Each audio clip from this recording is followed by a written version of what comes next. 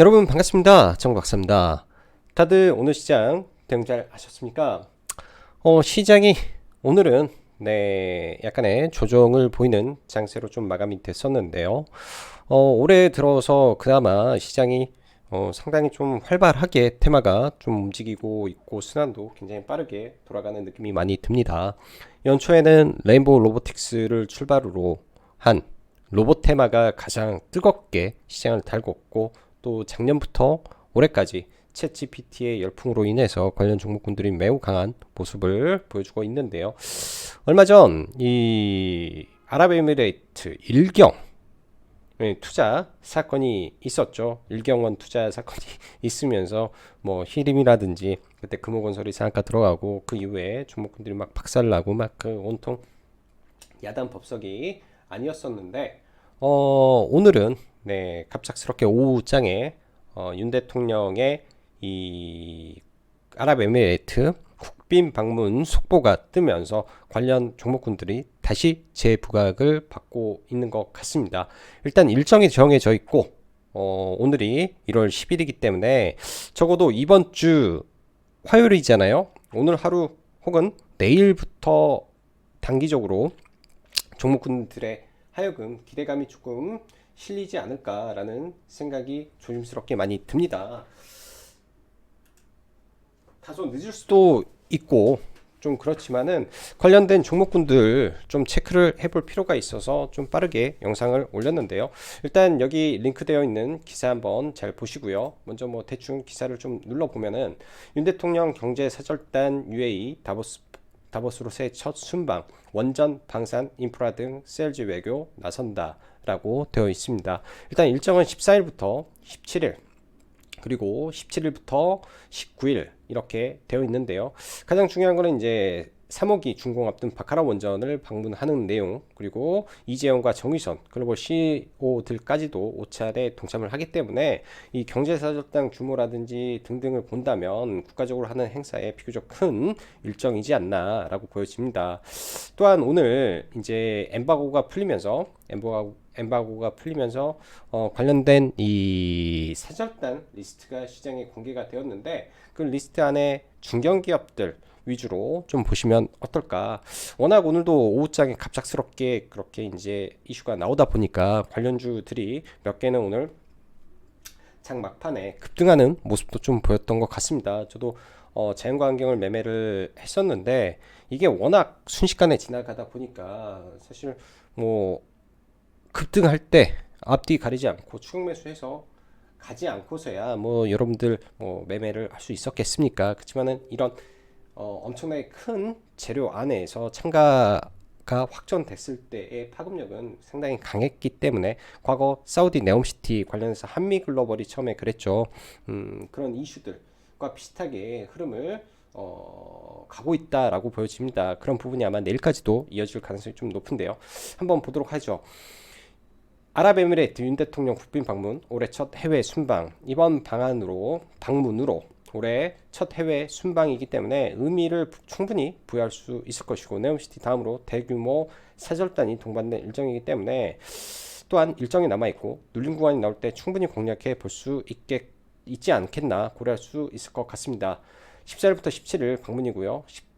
17일부터 19일 다보스 포럼을 가는 거고 이번에 왜 의미가 있냐? 지난번에 일경 노이즈 이후에 나온 재료기 때문에 일경 노이즈 이후에 또 80년도에 우리가 UAE와 수교를 맺은 이후에 처음으로 국빈 방문을 하는 것이기 때문에 좀 의미를 부여할 수 있을 것 같고요. 그만큼 윤 대통령이 이 세일즈 외교를 적극적으로 표방하고 진행을 하고자 함이 아닌가라는 생각을 저는 좀 깊게 좀 받았던 것 같습니다.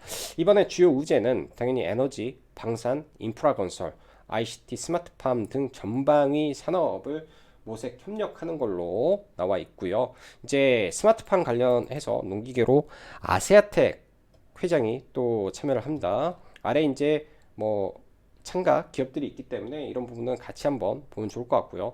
당연히 바라카 원전을 방문하기 때문에 원전도 여기에 참여 기업이 없지만은 우리가 함께 봐야 될 기업 중에는 원전도 포함이 되어 있다라고 봐야 되고요. 이런 내용들 이런 내용들 다시 한번 참고하셔서 종목군들 보시면 저는 좋을 것 같습니다. 뭐 간단하게 종목군들 서치를 해보면요, 뭐 대기업들 중에서 효성중공업도 참여를 하는데 변압기 관련해서 최근에 뭐 네옴시티도 마찬가지고 이번에도 가고 수소도 엮여 있는 기업이기 때문에 효성중공업은 저는 참 좋은 회사라고 좀 생각이 들고요, 참 좋은 회사다라고 생각이 들고, 쌍용건설 가고, 그렇기 때문에 인디에프도 엮여 있는 것이고요. 히림종합 건축사업 오늘도 장중에 급등락이 좀 심했는데 히림도 가고, 수산 ENS, 그래서 수산 인더스트리티가 움직였다라고 보면 될 것 같고, 코스맥스 화장품 기업, 아시아텍, 그 다음에 자연과환경 오늘 시장의 대장주로 좀 움직였는데요.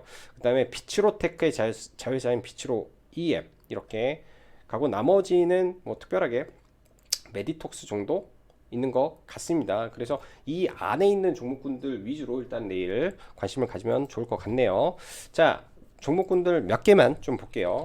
일단 자연과환경이 오늘 뜬금없이 저도 올라오길래 왜 올라오나 싶어서 사실은 처음 올라올 때는 대응을 좀 안 했었는데, 그 이후에 올라올 때 일단 좀 종목을 타서 오늘 운 좋게 제법 큰 수익을 이쪽에서 좀 내고 좀 나왔던 것 같아요.